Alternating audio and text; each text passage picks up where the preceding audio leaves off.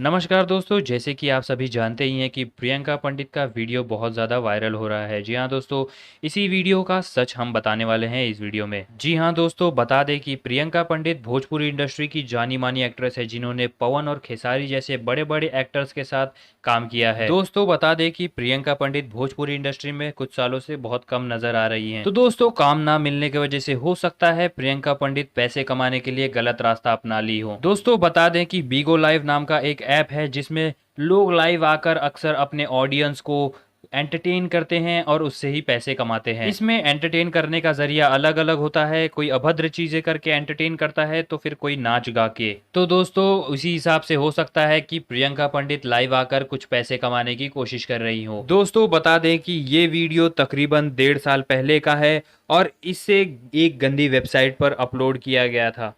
तो दोस्तों अगर आप सभी के पास ये वीडियो है तो कृपया इसे आगे शेयर ना करें और दोस्तों में ना फैलाएं, ताकि भोजपुरी इंडस्ट्री को कोई ठेस ना पहुंचे। दोस्तों आपके हिसाब से क्या ऐसा करना सही है या फिर नहीं, बताइए हमारे कमेंट बॉक्स में। साथ ही चैनल को सब्सक्राइब करके बेल आइकन भी दबा दीजिए। देखते रहिए हम भोजपुरिया। नमस्कार।